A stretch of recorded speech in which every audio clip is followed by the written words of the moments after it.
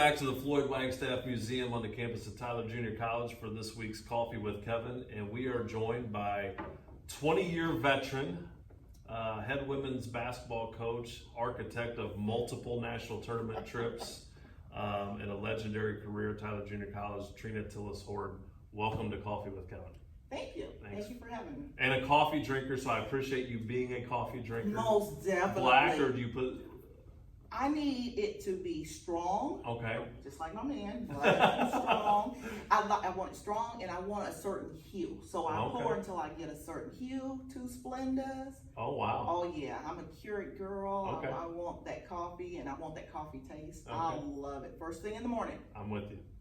So, well, normally a lot of times on these we start at the beginning of somebody's career, but with you, I thought it was appropriate. We're going to start where we're at right now, which is kind of the end of the spring semester and start of a summer, and obviously maybe the most interesting and historic semester we've probably ever experienced.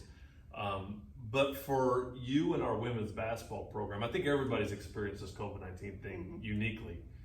But you were the one program on our campus that had something really just right in front of you that we know as a result of this got taken away from us. And we were in the middle of preparing to go to the national tournament for women's basketball, and we're an at-large selection in the NJCAA tournament. And we're excited to go, and in a matter of days we went from having the thrill of knowing we were in the tournament field to having that taken away from us. So walk us through that a little bit for you as a coach, and also with your players, what that experience has been like, how you've been able to kind of regroup and recover and bring those kids back, and what it's been like for you over the last, whatever it's been, 75 days. It was interesting because we got the bid on a Monday, and I allowed the girls to go home. And so we allowed them to enjoy the moment, go home, have a little spring break, because it was during our spring break, so the campus was empty. We needed to, as a staff, to get ready, get prepared, and get all that stuff done. And then we brought the kids back on a Wednesday.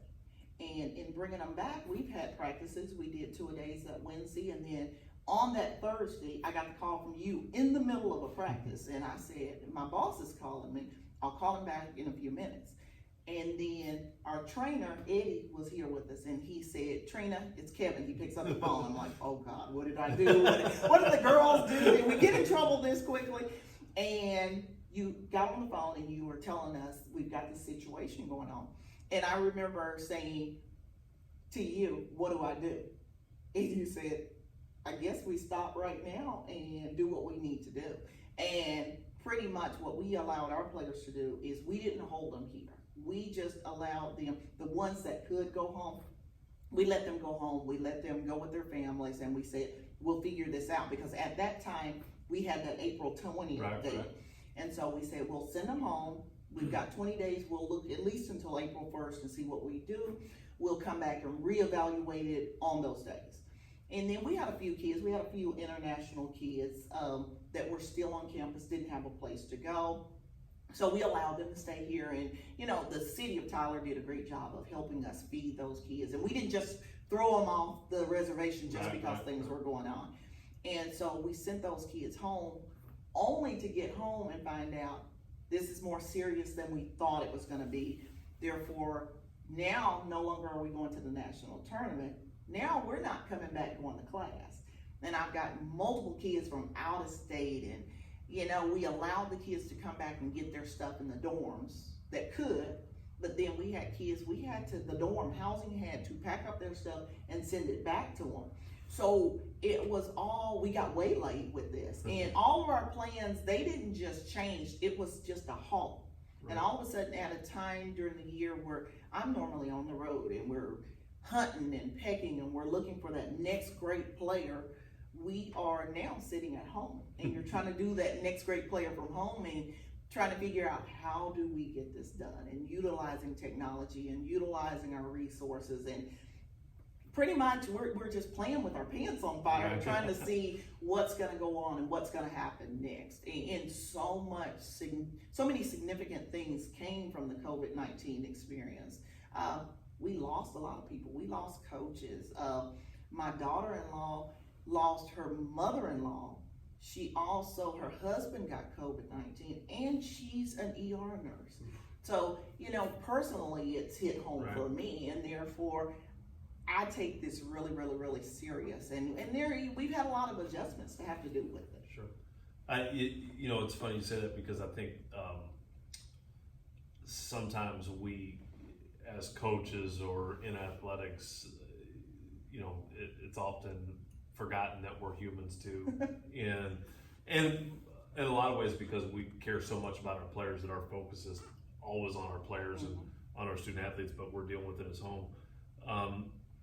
I think probably the weirdest day, I've said maybe, hopefully maybe the weirdest day of my career, that we don't have something in the future that rivals this, is when we found out that they were going to finally cancel it. We thought we were, as you mentioned, go in April and have a chance to compete in the national tournament. And the NJCAA did everything they could and did a great job of trying to think through decision making to a point where it just became not an option for us anymore. But I remember finding out that in about a half hour to an hour that the NJCAA was going to make this announcement, and tried to share it with our coaches and give you the opportunities, but knowing that we were going to not have a chance to talk to all of our student athletes, knowing that we were not going to have to be able to pull together a team meeting and go, hey, this is it. How did that work for you guys? Because again, there was so much anticipation. There's still this idea that we're coming back and we're going to have a chance to go to the national tournament. Were you able to contact people? I know probably not everybody because of the time period. Were you able to at least get in front of some of them, explain what was going to happen in the next month, to give us any type of closure or any type of opportunity for you to have that conversation, or did they just learn kind of on the go? They kind of learned on the go, but we had some Zooms after that. And the biggest thing is, for me, we were celebrating it, and we were trying to spin a positive on it, because at that time it was a really negative situation. But in thinking about it, we got our first national championship, because we're one of the 24 teams, and all of us are sharing the national title. So the 2020 national title, we got 1/24 of a national title. So we need to really celebrate the national championship, because there's 24 of us that had to share that. And so with the kids, it was just letting them know this is not the end of the story for any of you guys. And the players are gonna go on and play after this. The freshmen are gonna go on and play after this. And so changing the narrative, but knowing that even though we have this narrative that it was interrupted, it makes you a special class. Even the class of seniors, we think about the seniors. The class of 2020 don't just get to say, hey, we graduated in 2020. Sure. Now they're the class of 2020, the TP class of 2020, and we're the COVID-19 2020 crew. Right. So there's special significance. It's all in how you spin it, where your mindset is on it. You can take it to the negative, or you can find the positives out of it. And for me, I found so much positive out of it. It's offered me the opportunity to be a different person, a different coach, to experience something in a different way. When you've been somewhere 20 years, you kind of go on the autopilot. Right. And you swear that you've seen it all, I've done it all, okay, yeah, I've done this. Right. And then you kind of get thrown out of that, and it gives you kind of a new feeling, a new mindset. And coming out of this, okay, now how do I run my program a different way? Sure. And I think that's gonna be big for my players. It's gonna be big for my assistant coach. It's gonna be big for athletics, TJC. It's gonna be big for the world. Yep. Well, a great segue to, as you mentioned, 20 years, and we sit here, we didn't realize this until we started to record, but we sit here on the 20th anniversary of the day you started as the head coach at Tyler Junior College. But all this began in a small town in Texas of about 1,500 people. Tell me about growing up and what athletics meant to your life, and how it kind of carved a path for you to where we're at here today. Oh, well, actually, Grapeland, small town in East Texas, known for its watermelons and the Peanut Festival. Okay. And there's just something special about growing up in a small town. Everyone knows everyone. It's kind of like Cheers. You want to be where everyone knows your name. Everyone knew my name in Grapeland. Right. Everyone knew my family in Grapeland. I grew up with my big mama, which Velma Tellis was my grandma. Everyone knew her. Everyone knew me. And through basketball, you felt like you were supported. It was one of those things, there wasn't a lot to do in Grapeland. So when it was Sandy Ed and Sandy Girls basketball, which we were a tornado with arms, which is a mascot you don't see often, but it was a great feeling. I go, and when I go recruiting and I'm in these large high schools, I'm at these big schools, and they have these games, and there might be 50 people in the gym. Well, in a small town where they might have 50, there might be 575, and they don't have to be the parents or the family of the kids. It's just what you do. So there was something about that maroon and white, being a Sandy Ed, and in that small town, that everybody wanted to see you succeed. And my success is the success of my hometown. Everything that I do well, even here at Tyler, I'm gonna get someone that says, I'm so proud of you, or we're excited for you, and they're living the TJC dream through me. Right. And so it's pretty awesome. It really is awesome growing up in a small town. And basketball, I wasn't trying to play basketball. Coach Dixon was walking down the hall one day and he said, you're tall, you need to be a basketball player. And I said, oh, let me try this. I was wild as a buck, but I was really, really athletic. And my teammates, to get me to play, because I really didn't want to play, I didn't have dreams of playing. My teammates said, we'll give you Oreos to play basketball. And all the way through my high school career, I played for Oreos. And, you know, I get so many points, I get Oreos. Right. So when I was getting 40 and 50 points in high school, people were saying, you know, she's just a player. She's out there. No, I was playing for Oreos. Right.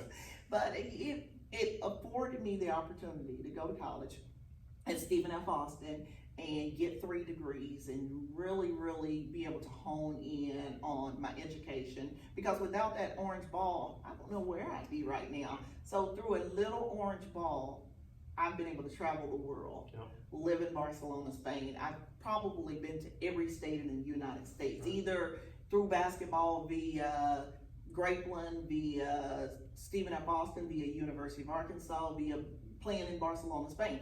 Even the USA basketball. Right. I've been able to really do some things via that little orange ball. Right. It's funny because I was talking about how, and I had a similar experience, like athletics was my entryway to higher ed. Mm-hmm. And but for athletics, I probably would have not chosen that path. But you talked about going to Arkansas and then coming to Tyler and your coaching career, but you know, this wasn't the path. You know, it's funny because like I always ask coaches, you know, what was that moment when you decided you wanted to be a coach? But it seems like coaching chose you rather than you chose coaching. How did that happen for you that, you know, this opportunity presented itself and all of a sudden it turns into a career? You know, tell us about that. I always say it's God's comedic humor, because I spent so much time saying, oh no, I don't want to be a coach. Right. I went and I got my master's in counseling. And it's a funny story how it comes around is I had gotten done with my master's and I needed to do an internship. I needed to do a 3-month internship.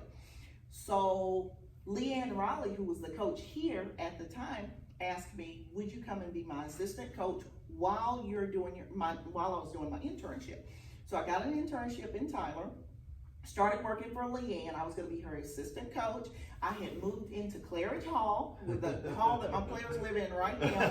So I moved into Claridge Hall. I was going to make $1,200 for the whole year. Now that's $100 a month, but I was going to live on campus. I was going to get all my meals and all of that, and I was just going to coach basketball just to help her. Sure. She needed somebody that could relate to the players and maybe get out there and play and all that fun stuff.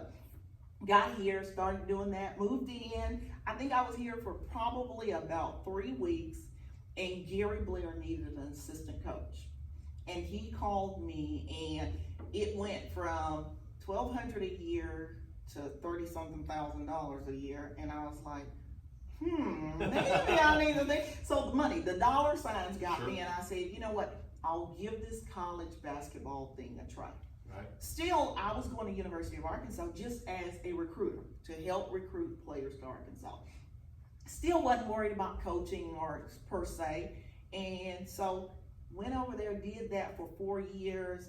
While at Arkansas, we won an NIT, we went to the Final Four, and then the next thing you know, Tyler Junior College after 4 years is calling me saying, you know, and what's funny is I laugh and I tell everybody all the time, I was not Tyler Junior College's first choice. I was really coming to TJC on an honorary interview. We knew who they were going after. It was a big time high school coach at the time, but I needed the interviewing experience. Sure. And so I came in, did my interview. I was relaxed. I was not even worried about the interview because I'm like, I'm not gonna get the job anyway. Might as well just come in, relax, tell them what I would do if I got the job. Well, something happened and the first choice didn't take the job. And then Tim Drain called me and offered me the job. And you know, I can't cuss on this interview. You know, I said, oh, and you can fill in the blanks on that. And I'm like, well, let me see. And then I questioned myself, can I do the job? Am I ready to be somebody's head coach and all of that? But I pretty much walked out on faith. And I'm like, well, God, you keep putting me in this coaching realm. Right. Let's see what we're going to do with it. And, you know, they always say, you want to say something funny or you want to make God laugh, tell him what you want to do. Right. And he's going to make sure something else happens. So I got the position here at Tyler. The game plan was I was going to be here for 5 years. And that I was going to get all these interviews and I was going it was going to open doors and I was going to get these interviews and I was going to go to D1 and be somebody's recruiting coordinator on someone's staff. Well, 20 years later, never had an interview, never had a job offer, still at Tyler Junior College, and I'm about 47 wins from my 500th win. Wow. So, God's good humor. Right. He's got me here for a reason, and there hadn't been a door open for me to leave Tyler Junior College, and I've enjoyed the ride, every moment of the ride. Well, we've certainly enjoyed the ride, and we look forward to not only those next 47, but another 100 or a few hundred after that, and another couple trips to the national tournament. And we appreciate you joining us today and drinking coffee with me. Drinking coffee. On your 20th anniversary at Tyler Junior College. There you go. Can we get cake? Is there cake for your 20th? Well, there might be now. I think so, there needs all right, to be we're getting cake. Could have been cake with Kevin this morning if I would have known. Buttercream. But buttercream. But thank you for joining us on Coffee with Kevin. You're welcome.